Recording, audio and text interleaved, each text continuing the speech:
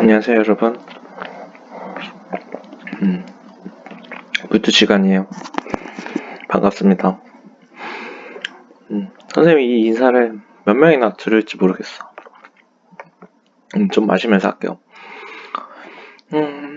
문득 그런 생각이 들더라고. 과연 선생님이 이렇게 나름 열심히 수업을 준비해서 찍으면 우리 5반 6반 친구들 중에 몇 명이나 지금 이 목차까지 왔을까, 그런 생각을 해요. 물론 그냥 오프라인 수업에서도 그동안 수업을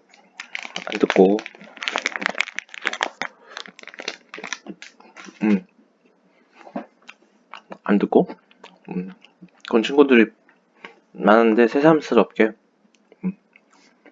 오늘 이렇게 집에서 찍은 영상도 보지도 않고 쭉 넘겨버린다는 걸 조금 떠올리면 약간 서운한 건 사실이에요. 그건 그거고, 오늘은 광전효과 물질파에 대해서 정리를 합시다.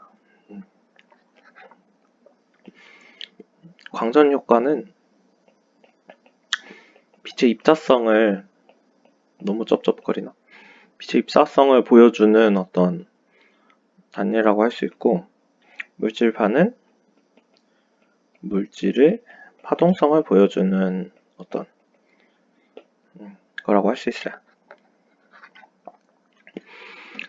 천천히 얘기를 해봅시다. 먼저 광전효과요. 심지어 여러분들 기억이 나는 친구들이 있을 수도 있어. 맛있다. 수업 시간에 봤던 PPT예요. 많이 조금 다르지만 광전효과라는 건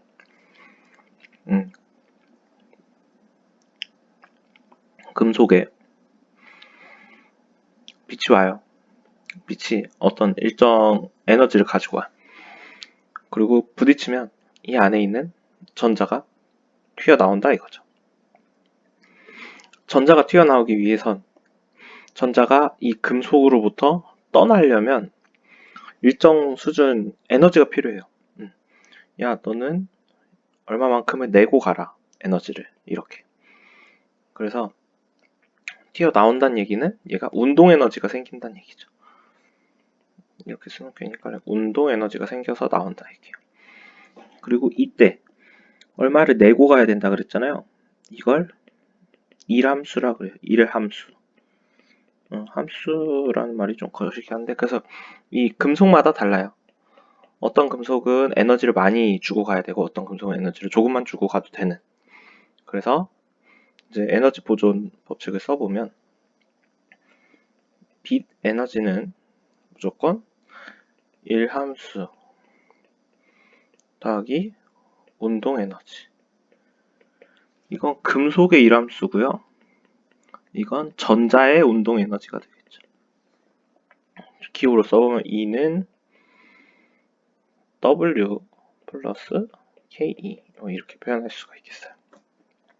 그래서 만약에 어떤 빛이 100만큼의 에너지로 왔다. 근데 이 전자가 나가기 위해서는 한 30이 필요하다라고 했을 때 얼마만큼의 운동 에너지를 가지고 전자가 나올까? 당연히 70만큼 가지고 나온다는 얘기예요.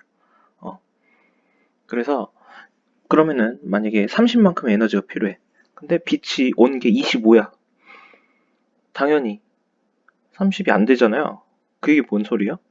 전자가 빠져나가지 못한다는 얘기예요. 운동 에너지가 0이 된. 약간 수식이 좀 이상한데, 아무튼 이때 이 특정 에너지 이상이 필요하다라는 거죠. 그리고 빛의 에너지는 이 플랑크 상수 곱하기 진동수로 표현되기 때문에, 다시 얘기하면 특정 진동수 이상이어야 돼요. 진동수 이상이어야지만 이 광전 효과가 일어나는데, 이 특정 진동수를 이제 문턱 진동수 이렇게 표현하기도 합니다. 아시겠죠? 넘어갑시다. 그래서 실험 장치는 이래요. 이런 실험이었어요. 이건 뭐냐면 금속에 일정 이상 에너지 빛을 그래서 여기서 이 전원장치, 배터리, 건전지를 걸어줬다 얘기예요. 건전지를. 그래서 여기를 플러스, 여기를 마이너스 이렇게 걸어줘요. 그런 다음에 이쪽으로 빛을 쏘면 전자가 튀어나오죠. 전자가 튀어나오는데 맨 처음에는 전자가 못 튀어나와요. 전자가 못 튀어나와. 왜? 여기가 플러스로 잡고 있잖아요. 전자를. 그래서 근데 점점 빛을 세게 해주면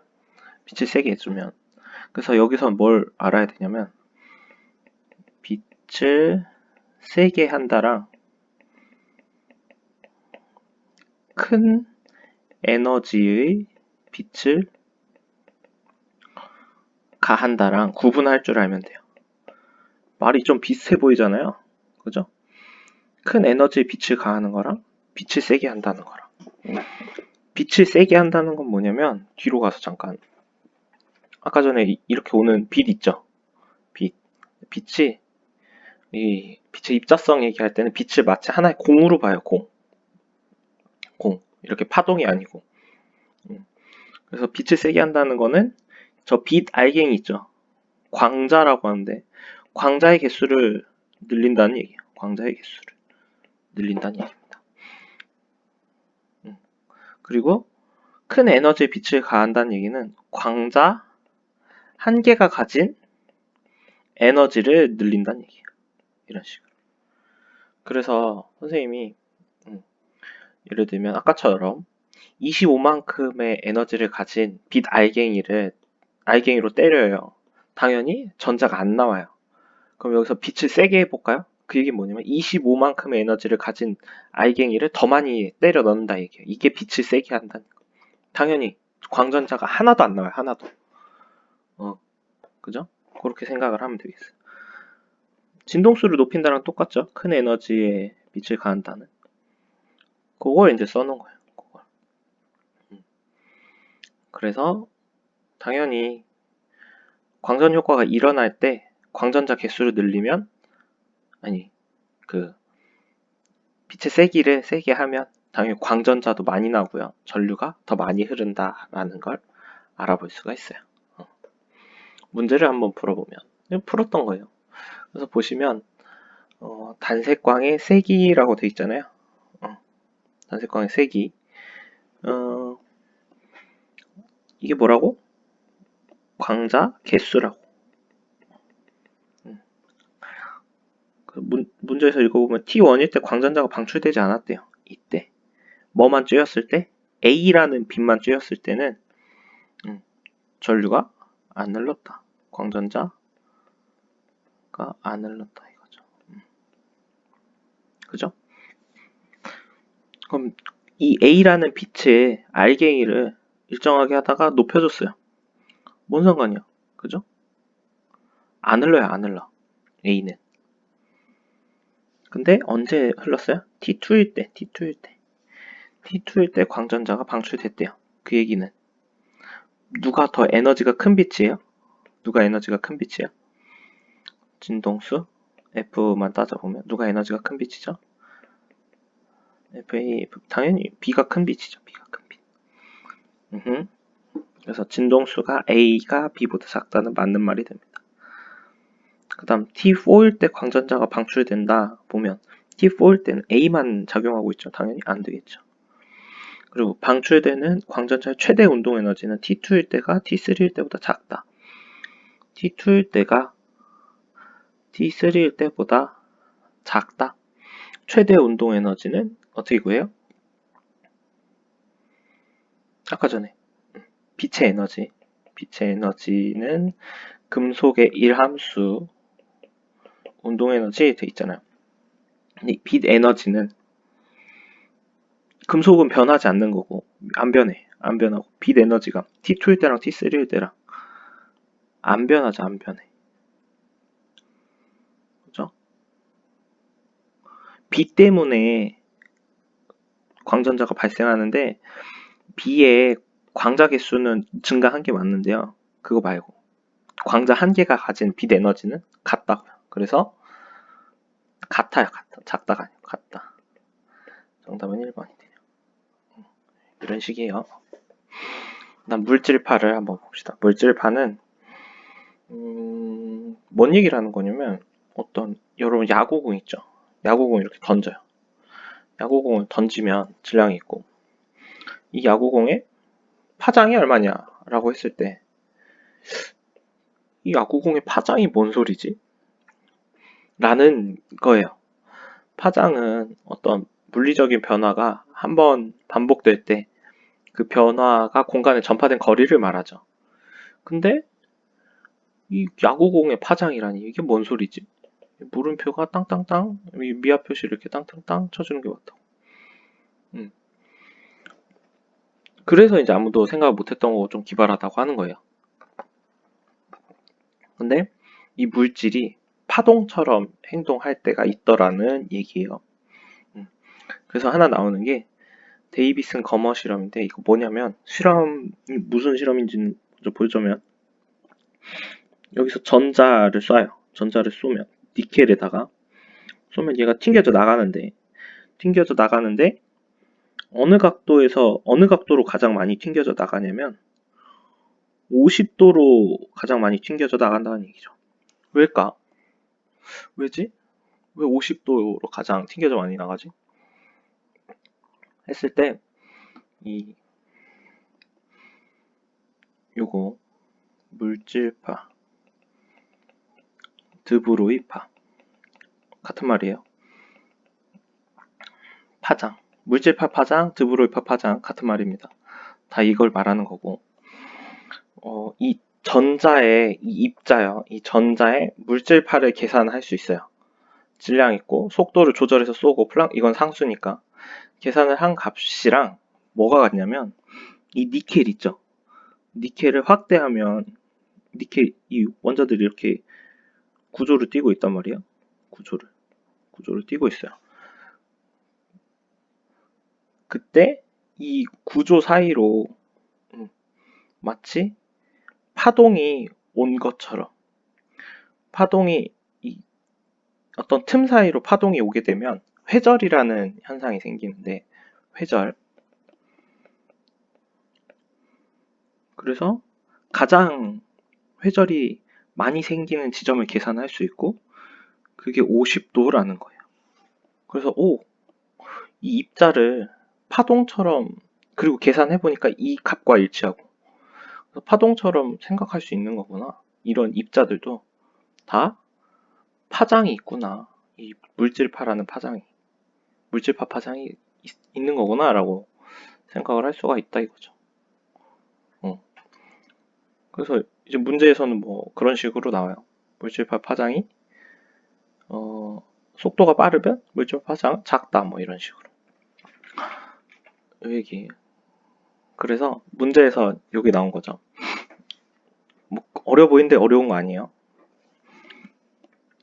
쭉 읽어. 전하량이 2구 M인 전자가 V로 가속을 받으면 이렇게 된다. 이렇게 된다예요. 그냥 보세요. 된다. 운동량의 크기가 MV인 입자의 물질파 파장은 방금 배웠죠? MV분의 H가 돼요.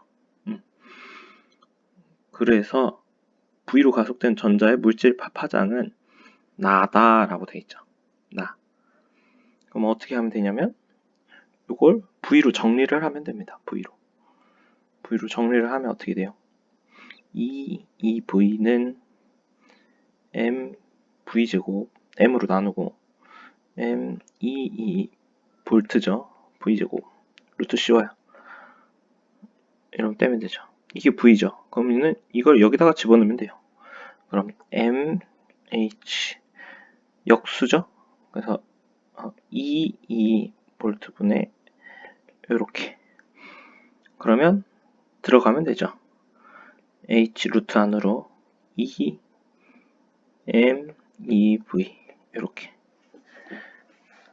약간 좀 그럴 수도 있는 문제인데 그래서 정답은 이렇게 되는 그런 거였어요.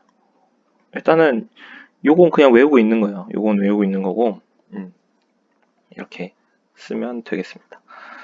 그 다음에 영상 정보가 기록돼도 원리를 좀 해야 되는데,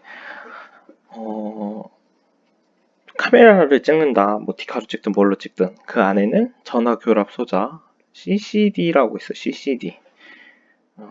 CCD에서 어떤 영상 정보를 어디가 빨갛고 어디가 노랗고 어떻게 생겼고 이런 걸 인식을 하는지 어떻게 하는지를 우리가 배우는 거예요. 그럼 인식을 하면 그걸 열로 전달하면 얘가 이제 뭐 저장하고 어쩌고 저쩌고 이게 아날로그 디지털이거든요. 그거는 몰라도 돼요. 그건 몰라도 되고 우리는 영상 정보를 어떻게 기계가 인식을 하냐 했죠. 그걸 어떻게 전달하냐. 얘가 본 걸, 렌즈가 본 걸 어떻게 이렇게 데이터로 전달하냐예요. 그래서 좀 지우고. 그래서 이 데이터로 전환한다는 거는 RGB 값을 알아낸다는 얘기예요. 여기에 빨간색이 얼만큼 있고 여기에 파란색이 얼만큼 있고 여기에 초록색이 얼만큼 있는지. 그래서 이 부분에 이제 빛이 세게 들어오면 빨간색이 강하다라고 했을 때 빨간색이 강하다 했을 때 전기 신호가 세져야 된다는 얘기예요. 이 부분에서 뭐 인식하는 부분에서. 그러면 여기는 조금 빨간 부분이거든. 이걸 광전 효과를 통해서 한다는 얘기죠. 그래서 그 과정이 요 과정이에요. 요 과정. 요 과정. 그래서 이 아래쪽에서 이렇게 빛이 오면 광전 효과에 의해서 전자가 생기죠. 전자가 생겨요. 전자가 생기고 전자들이 뭐 빛의 세기가 다 다르니까 전자들이 불균형하게 있잖아요. 불균형하게 있어요. 불균형하게 있으면 요 전이차가 생기거든요. 전이차. 전자들이 불균형하게 있는 경우. 그러면 전자들이 이제 서로 이동을 하기 시작해요. 불균형을 뭔가 해소하기 위해서. 그럼 전이차가 이런 식으로 생긴다 이거죠. 전이차가 생긴다는 얘기는 전기 신호가 된다는 얘기고, 어느 부분에 그래서 이런 CCD 위에다가 필터를 씌우면 여기 보이죠? 빨간색 빛만 통과시켜 초록색 빛만. 그래서 광전 효과가 일어나게. 이런 정도로만 좀 알고 계시면 되겠어요.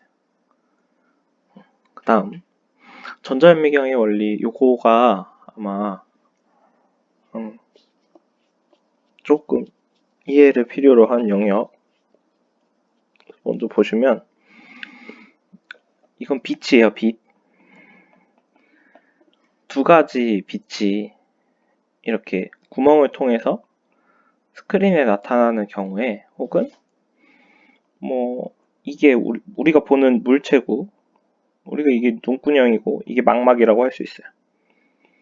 보면 지금 이렇게 보이면 이가 구별이 되죠. 얘랑 얘랑 다른 거구나 라고 보여요.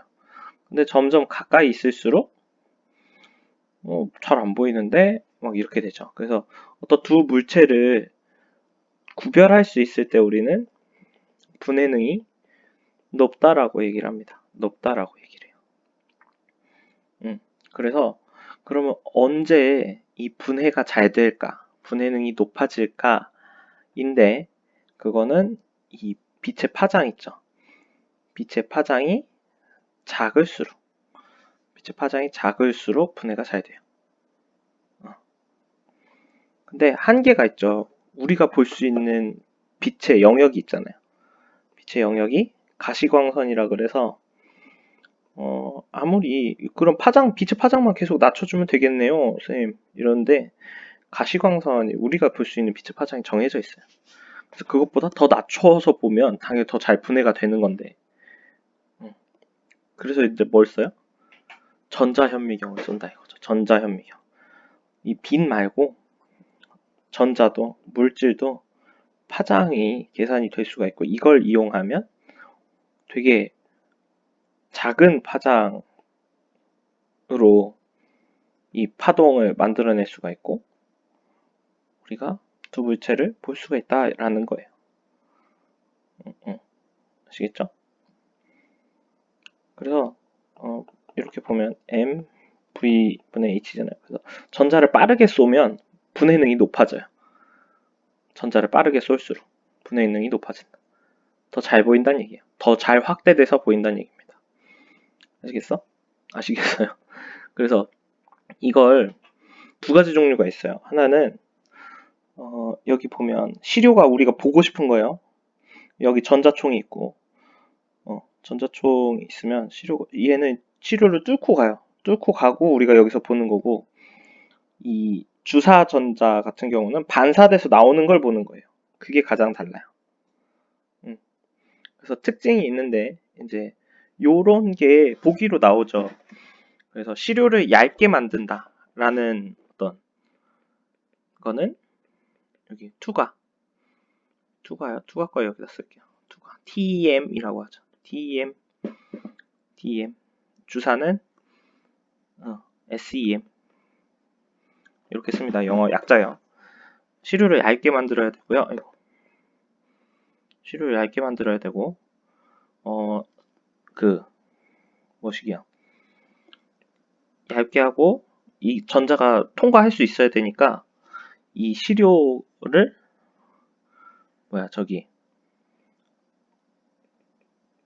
전기 전도성이 좋아야 돼요. 시료의 전기 전도성이 높아야 돼.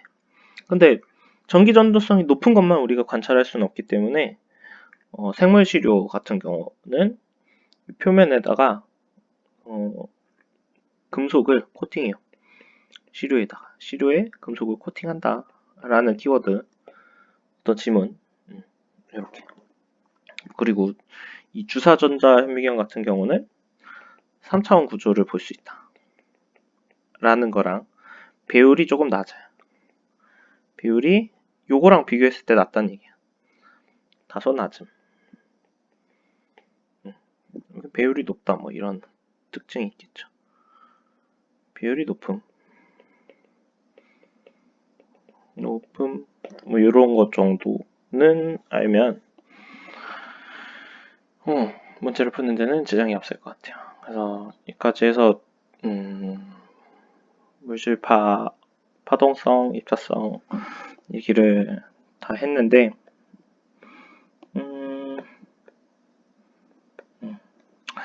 결국 여러분들이 문제를 풀어보고 여러분들 머릿속에서 좀 주도적으로 의미를 구성해야 물리는 학습이 가능합니다. 선생님이 다른 과목들이랑 다르게 정확한 개념을 알려주기가 어려워요. 왜냐면 개념 자체가 어려워서 이해할 수 있는 수준으로만 해야 되기 때문에 비교적 정확하지 않죠. 그래서 선생님이 좀 다른 어떤 내용에 비해서 정확하지 않은 부분에 뭐라고 하는지 모르겠네. 아무튼 그렇다는 거. 그래서 열심히 힘든 시기에 여러분들 대학 입시 준비하느냐고 고생이 많아요. 알고 있죠? 학교에서 봅시다. 고생했어요.